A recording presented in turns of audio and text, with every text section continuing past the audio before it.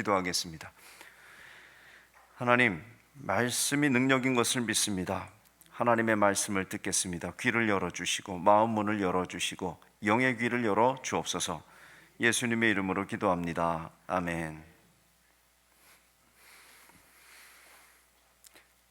기독교는 십자가를 상징으로 삼는다는 점에서 굉장히 독특한 종교입니다.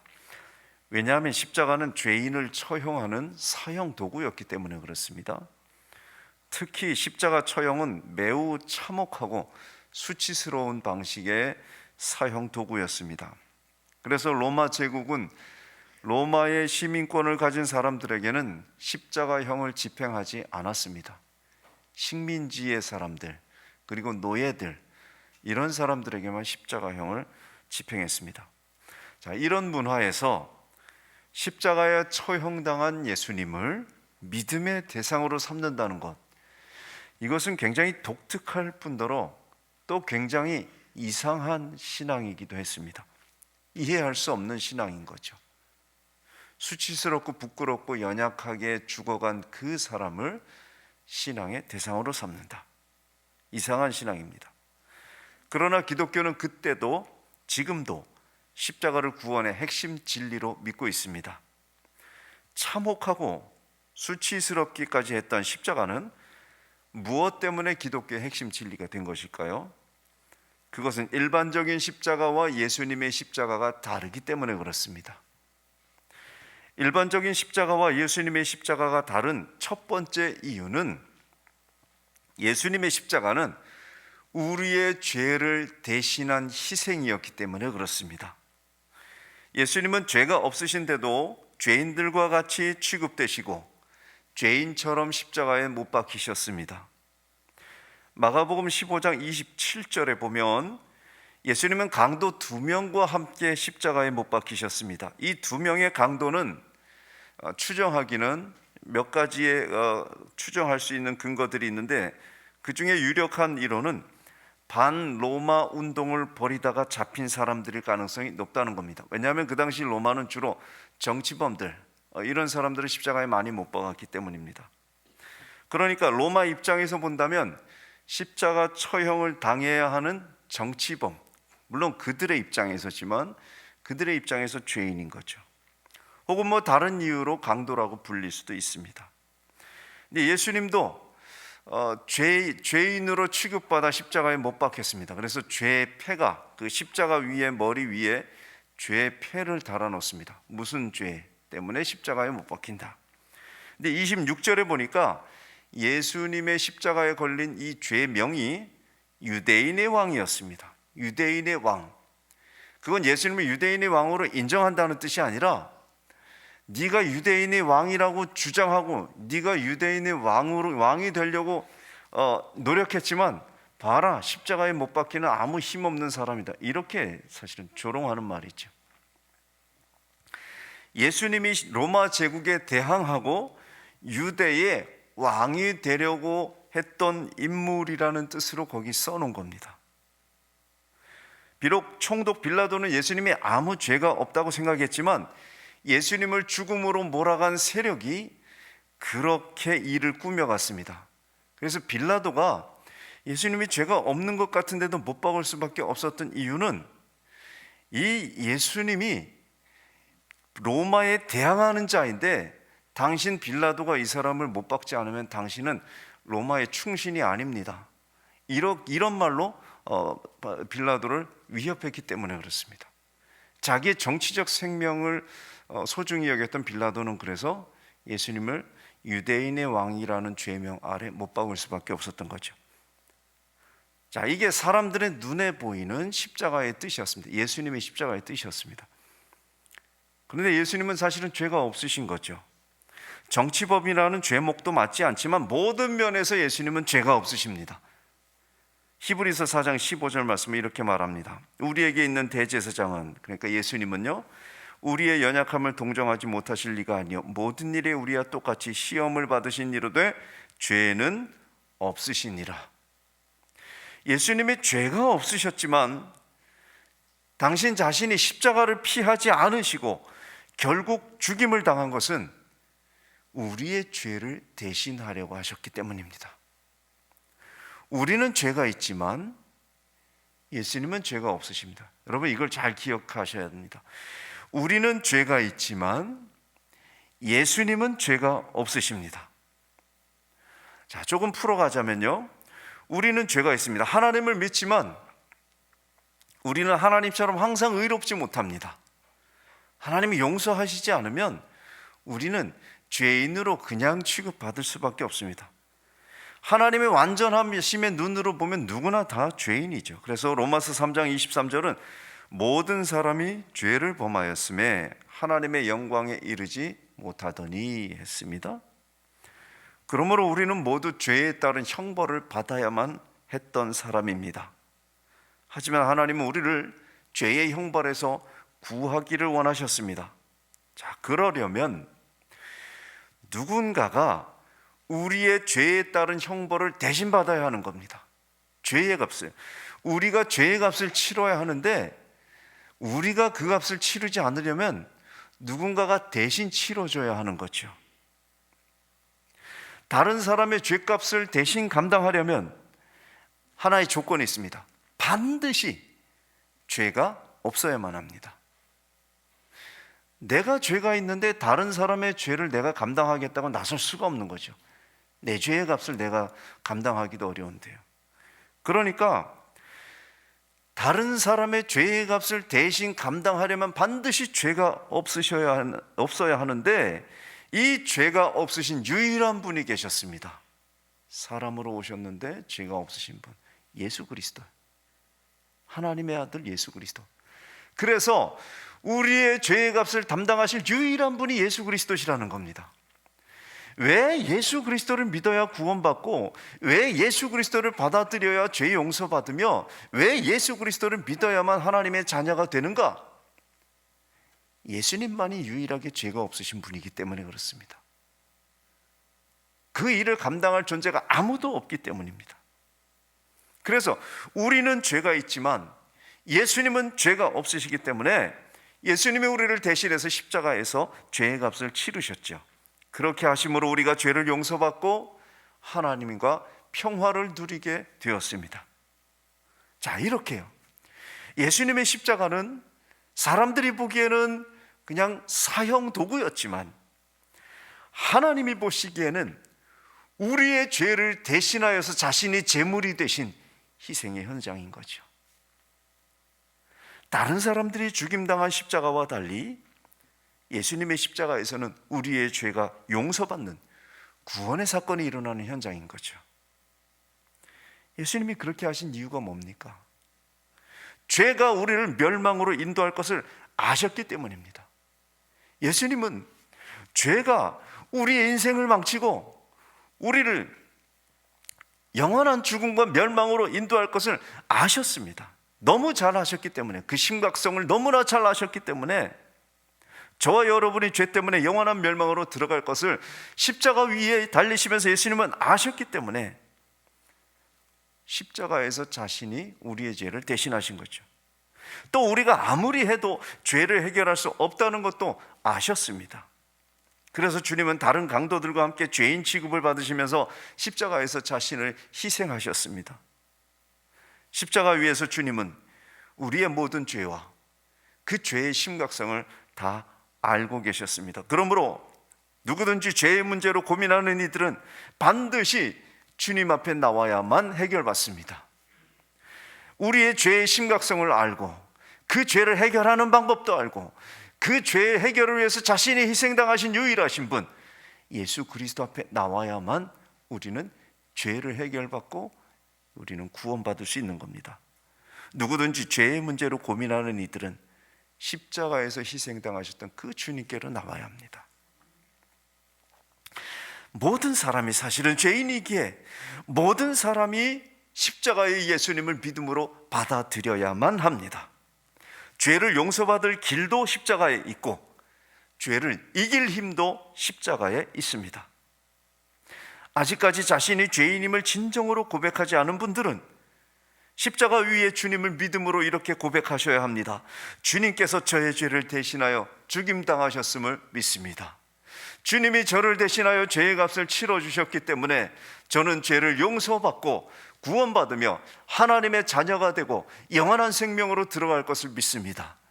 이렇게 고백하셔야 합니다. 혹시 반복되는 죄를 끊어내지 못해서 고민하는 분들도 십자가에 달리셨던 그 주님께 나아가셔야 합니다. 우리가 죄의 무게에 얼마나 심각하게 시달리는지를 주님이 아시기 때문입니다. 우리를 다 아시는 주님 앞에 나아가서 그 십자가 위에 나의 죄도 함께 못 박아 달라고 간구하셔야 합니다. 계속하여 지속적으로 기도하시면서 주님의 십자가 앞에 우리의 죄를 꺼내놓고 회개해야 합니다.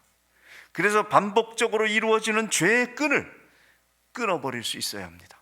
내가 끊는 게 아니고요, 내가 죄를 끊어내는 게 아니고, 내가 죄를 해결하실 수 있는 주님께 그것을 내어드리는 겁니다. 우리에게는 죄를 이길 힘이 없습니다. 그러나 주님은 죄를 이길 힘이 되어 주실 줄 믿습니다. 그분이 아시기 때문입니다. 아셨고 해결하시기 때문입니다. 이렇게 주님의 십자가는 다른 사람의 십자가와 다른 것이 우리의 죄를 대신해서 희생당하신 십자가이기 때문입니다. 두 번째로요, 일반적인 십자가와 예수님의 십자가가 다른 두 번째 이유는 예수님의 십자가는 우리의 고통을 함께 겪은 희생이었기 때문입니다. 다른 사람들의 십자가는 자신의 고통을 겪고 말았습니다. 예수님이 고통을 겪을 일이 없죠. 십자가에서 우리의 고통을 그 위에서 함께 겪으신 겁니다. 예수님은 십자가에서 고통을 겪으셔서 우리의 고통을 알고 계십니다. 예수님이 십자가에 달린 그 시간은 마가복음 15장 25절에 보면 삼시였다 이렇게 되어 있습니다. 삼시, 이게 유대인의 시간법으로 삼시니까 아침 9시입니다. 우리식으로 하면. 그런데 또 요한복음에 따르면 아침 6시에, 여기는 이제 로마 시간법으로 제6시라 그랬으니까 그건 아침 6시입니다. 아침 6시에 사형 선고를 받으셨어요. 그러면 사형 선고를 받으신 오전 6시부터 십자가에 못 박히신 오전 9시까지 3시간이 있죠. 3시간 동안 무슨 일이 벌어졌을까요? 아주 심한 채찍질이 있었습니다. 그 당시 늘 하던 코스가 있어요. 십자가 처형을 하기 전에 죄수를 기둥에 묶어두고 채찍질을 하는 것, 이게 정해진 코스였어요. 채찍에 길게 매달린 여러 개의 가죽끈 그 끝에는 나비나 혹은 날카로운 동물뼈를 붙여놨습니다. 이런 채찍을 사람에게 내리치면 피부가 찢어지고 떨어져 나가기까지 합니다. 뼈가 드러날 만큼 심각한 상태가 되고 피를 많이 흘리게 되어서 어떤 사람은 채찍질을 당하는 동안 이미 죽기도 합니다. 십자가에 달리기 전에도요. 그리고는 그들은 예수님을 골고다 언덕으로 끌고 갑니다. 예수님이 예루살렘 성 밖으로 끌려나가 골고다 언덕까지 가는 동안 예수님은 자신이 못 박힐 십자가의 그 나무를 지고 가셔야 했습니다. 세로로 세워놓는 나무는 사형장에 이미 세워져 있고, 죄수는 가로로 놓일 나무를 직접 지고 가는데 그 무게가 보통 40kg에서 50kg 정도 됐습니다. 채찍질로 엉망이 된 등짝과 어깨에 통나무를 지고 가시던 예수님은 도저히 그 십자가의 무게를 견딜 수가 없었습니다. 그래서 군인들은 구레네 사람 시몬에게 예수님의 십자가를 대신 지고 언덕을 오르도록 중간부터 그렇게 했습니다. 마침내 도착한 사형장에서 예수님은 약 2m 정도의 높이의 십자가에 못 박히십니다. 굵은 못을 양쪽 손목에 뼈와 뼈 사이에 박아 넣습니다. 이 손에 박으면 찢어져서 내려오니까요. 떨어지지 않게 하려면 여기 박아야 합니다. 발에도 못질하여서 예수님의 몸을 십자가에 고정시킵니다. 그리고 고통 속에서 서서히 죽어가는 겁니다. 이 십자가가 정말로 참혹스러운 사형 방법인 것이 서서히 죽어가게 하는 겁니다.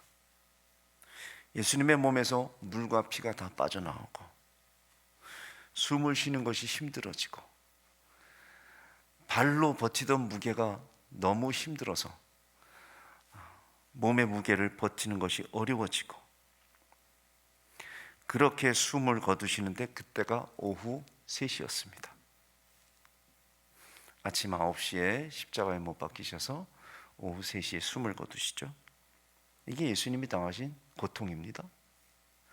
육체의 고통만 당하지 않으셨죠. 발가 벗겨져서, 십자가에 못 박히는 죄수는 발가 벗겨집니다. 발가 벗겨져서 사람들에게 구경당하는 수치를 당합니다. 또 사람들로부터 조롱을 당하시면서 죽음을 맞이하시죠. 마가복음 15장 29절부터 32절은 사람들이 예수님을 희롱하는 말이 기록되어 있습니다. 지금 십자가에서 내려와 봐라. 그러면 우리가 믿어줄게. 남을 구원한다고 하더니 정작 자기는 구원을 못하고 있구만. 이런 이야기들이 사람들로부터 쏟아져 나옵니다. 사람들은 예수님의 진심을 몰라줍니다. 사람들의 죄를 대신하여 희생당하시는, 그들을 사랑하셔서 그들의 죄를 해결하시기 위해서 십자가에서 희생당하시는 그 진실을 사람들은 몰라줍니다. 사람들은 예수님의 위대한 사랑을 이해하지 못합니다.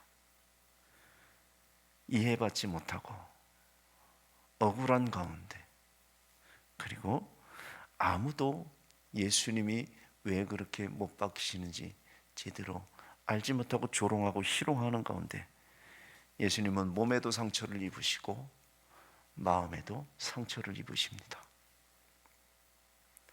예수님이 받으시는 이 상처는 사실은 성경에 이미 예언되어 있습니다. 시편 22편은 다윗의 시이지만, 그래서 다윗이 당하는 고통으로 읽을 수 있는 시편이기도 하지만, 다른 한편으론 시편 22편은 예수 그리스도의 고난을 자기도 모르게 미리 예언하였던 그런 말씀으로 우리가 이해합니다. 시편 22편 6절부터 8절은 다윗의 입을 통해서 예수님의 심정을 이렇게 노래했습니다. 제가 한번 읽어보겠습니다. 시편 22편 6절부터 8절입니다. 나는 벌레요 사람이 아니라 사람의 비방거리요 백성의 조롱거리니이다. 나를 보는 자는 다 나를 비웃으며 입술을 비축거리고 머리를 흔들며 말하되 그가 여호와께 의탁하니 구원하실걸, 그를 기뻐하시니 건지실걸 하나이다. 그가 여호와께 의탁하니 구원하실걸, 그를 기뻐하시니 건지실걸 하나이다. 이게 무슨 말입니까? 평소에 그렇게 하나님이 기뻐하신다, 하나님이 기뻐하는 사람이라고 하시니 한번 구원을 받아보시자. 한번 구원하는 걸 우리가 볼 수 있겠지? 놀리는 듯이요. 사람들이 예수님이 그렇게 얘기했잖아요. 너 남을 구원한다고 하더니 자기도 한번 구원해봐라. 똑같죠. 사람들이 우리의 진심을 몰라줄 때 우리는 너무 고통스럽습니다.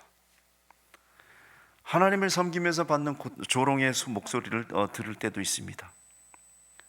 우리를 이해하지 못하는 사람들에게 다 말하지 못하는 외로움을 느낄 때도 있습니다. 말하면 참 좋겠지만 말해서 사람들이 이해하지 못하기 때문에 꺼내지 못하는 말도 있습니다. 그게 외로움이죠.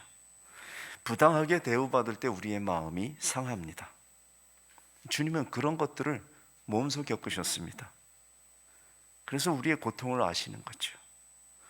우리가 당하는 고통을 주님은 그래서 아십니다. 십자가 위에서 알고 계십니다. 그러므로 우리는 모든 고통을 예수님께 가지고 나아갈 수 있습니다. 고통을 우리의 몸이나 마음에 그대로 간직하고 사는 것이 아니라 십자가 위에 주님께 나아가 맡길 수 있습니다.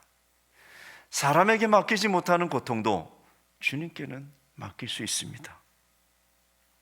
수치의 고통, 억울함의 고통, 외로움의 고통, 그리고 육체의 고통까지 주님께 맡길 수 있습니다. 그렇게 하여 우리는 함께 고통을 당하시는 십자가의 주님을 만나는 겁니다. 우리가 혼자 고통당하는 것이 아니고 함께 고통당하시며 나아가 우리의 고통을 대신 당하시는 주님을 십자가에서 만나는 겁니다. 이것이 십자가를 통해 치유를 얻는 은혜입니다. 결론을 맺겠습니다. 주님은 우리의 영적인 상태와 마음의 상태와 육체의 상태를 다 아십니다. 왜냐하면 주님은 그 모든 것을 영적으로, 육적으로, 심적으로 그 모든 것을 십자가 위에서 당하셨기 때문입니다.